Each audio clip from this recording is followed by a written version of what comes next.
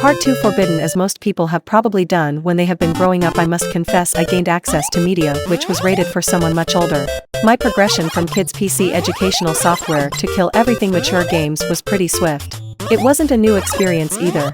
On my Amiga I played many sophisticated RTS games that you will probably need to do some deep Google searches to find now. One was Airbucks, a simulation for running an airline company where you began the first level in the 1950s and had to buy new planes and make profits from all the routes you could establish. I never got the hang of it and usually didn't progress very far either. Progress on floppy disks could be a logistical nightmare, particularly if the game was spread out across 4 disks. Amiga garish green and blue graphics are seared into my eyes and brain.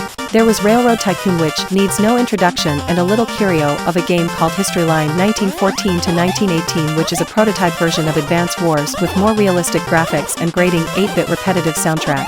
I digress. I must have some subconscious desire to conquer the world. Strategy games were becoming the big thing for PC games, as the mouse and keyboard controls and much more relaxed pace to proceedings was a very pleasing time. As I could no longer repress the ambition to be an evil overlord, I managed to install and play to death Civilization 2.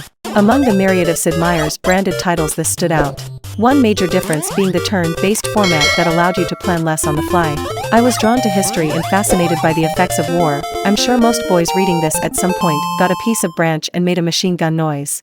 The ability to build a society from the very beginning always appealed to myself personally, as I am not a fan of the real world we live in. Interesting experiments followed in how many cities I could conquer on one turn. My sociopathic streak advanced back into real-time play. I then got my first dose of the wondrous 1990s FMV cutscenes.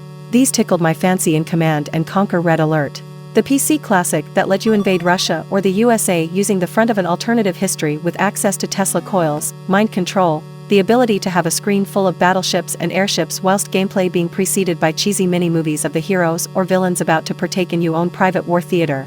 My parents didn't show much concern for the level of violence being presented before their introverted, shy little son.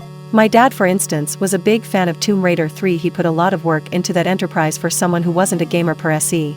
He was questioned in a big way by my mother, who once commented, "You have looked at Lara Croft's arse more than you have mine in the last 20 years, ouch." Long before I was watching movies or reading magazines I shouldn't have done, I would have felt the wrath of the conservative UK media if they had known I was playing such fluffy encounters as Carmageddon and Grand Theft Auto 1 and GTA London. Crashing cars into things has always been fun, and no one will tell me different. With advancing technology, something more sophisticated had to be on the horizon. How about first-person shooters? Written by Gareth Nelson.